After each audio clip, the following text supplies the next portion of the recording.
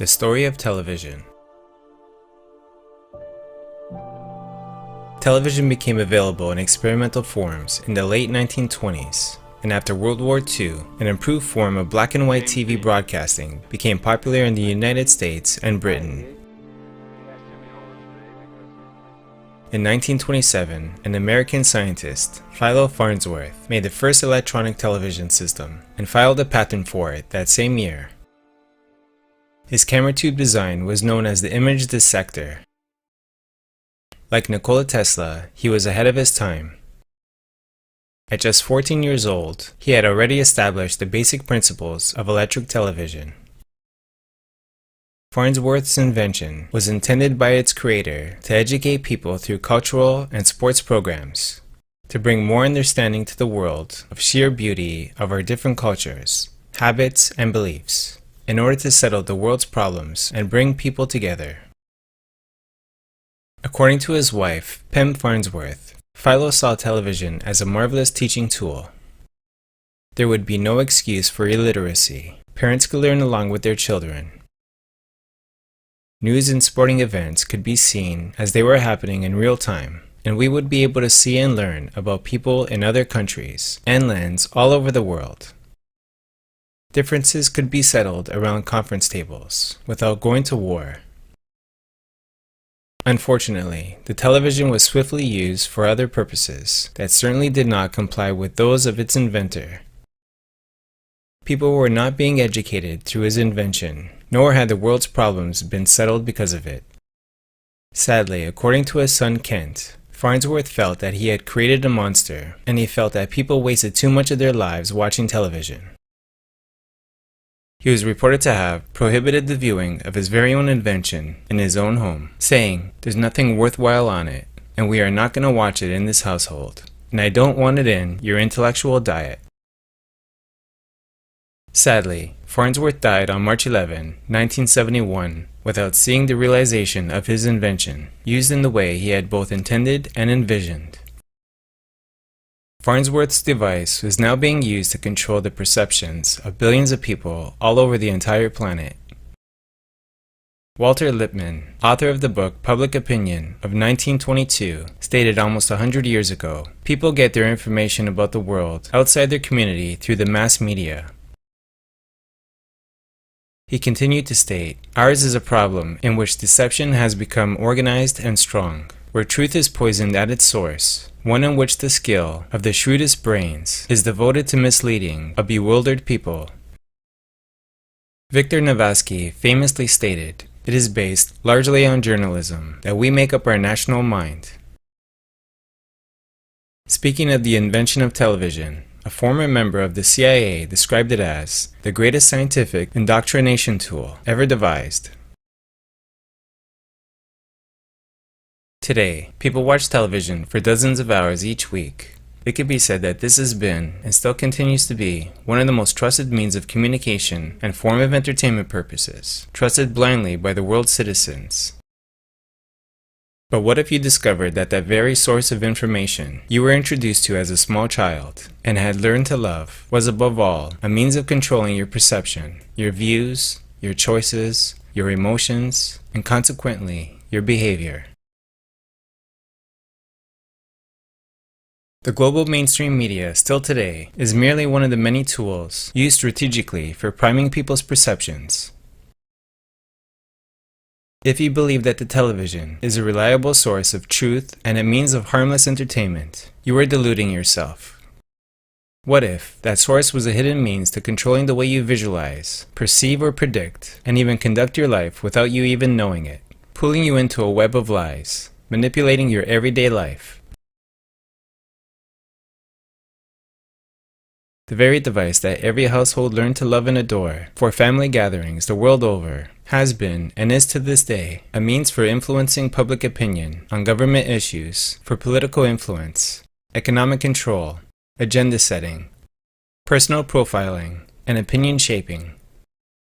Thus controlling our very perceptions through psychological tactics such as heuristic availability, priming, framing, stereotype activation, exemplification, and of course, subliminal programming as a means for mind control.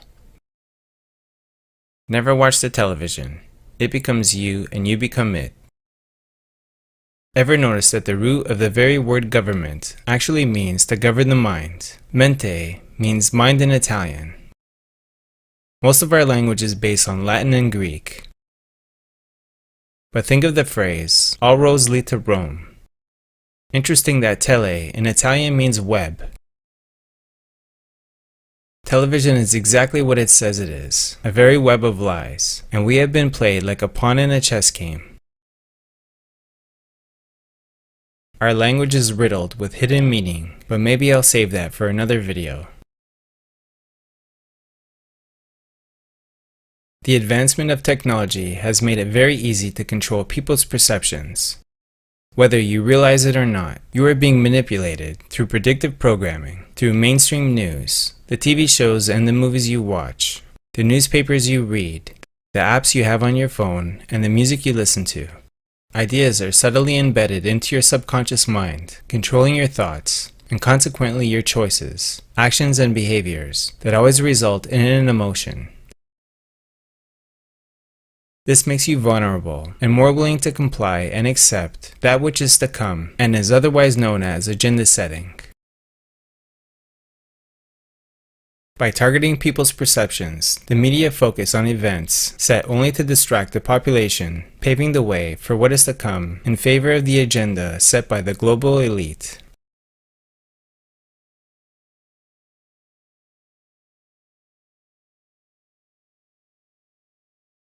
Subliminal messages are pieces of information that our mind receives without consciously knowing it, so we can't block them out.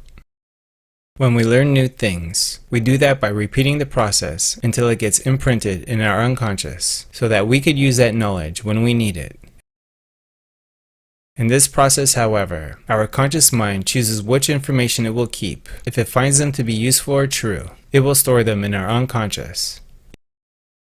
If it doesn't, it will not store them. This is why it's so difficult to change our own self-beliefs. These concepts are stored within us for a long time, and our conscious mind believes them to be true. Subliminal messages can be sent to our unconscious in two different ways: visual and auditory. Visual subliminal messages are hidden in images or in video recordings, like movies and TV shows.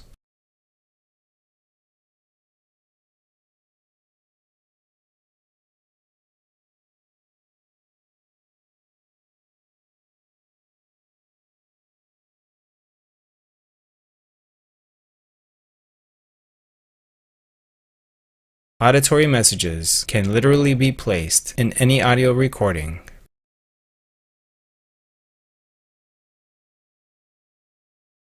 Subliminal messages are most often used in adverts, using subtle hints or hidden messages. Most subliminal messages are of a sexual nature, as sexual desire is one of the strongest human desires. The purpose of this message is that a customer who sees the image associates themselves with the primal desire of sex, and of course, they can't resist the urge to eat the candy or drink the soda.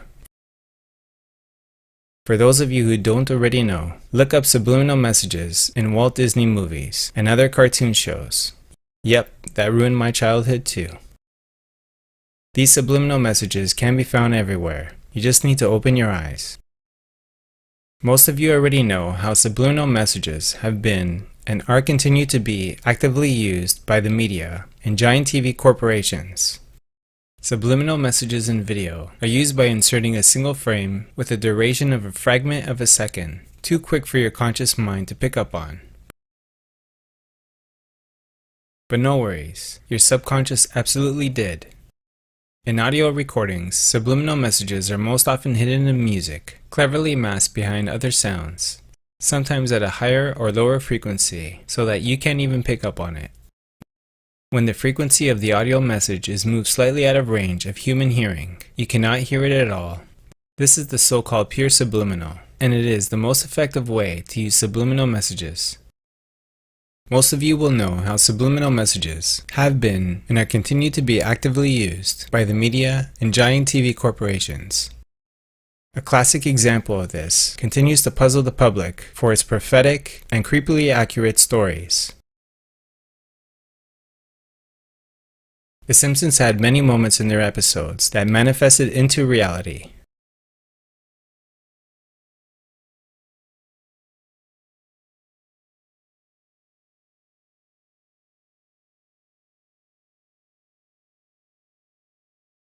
In a world where truth can often be stranger than fiction, the writers of The Simpsons seem to be really good at predicting future events.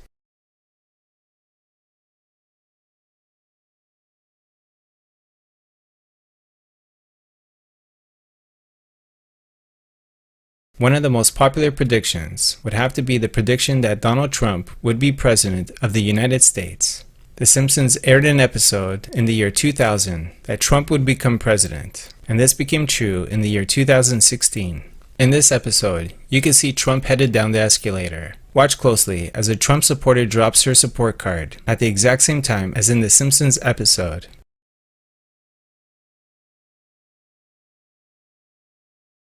Very interesting indeed.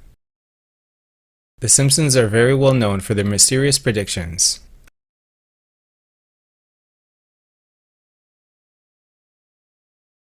How do we suppose its creator, Matt Groening, quite accurately appears to be predicting world events? Is he a time traveler or a Freemason? I'll leave it up to you to work out. If Western culture was supposedly built around ideals of individuality and talk of freedom, the question is, how free are we to make our own choices? Once you have learned to see past the veil that has been placed over our eyes for so long, you may start to note the many ways in which we all have, all been, and are continued to be manipulated on a global scale. The beginning of all faith lies in the wisdom that all men possess a supreme capacity to exercise free will, even in the face of adversity.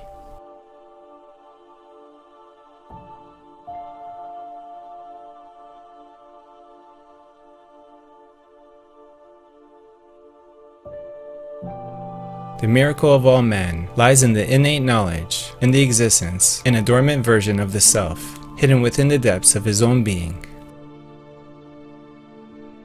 Always remember, knowledge is power, applied knowledge is freedom.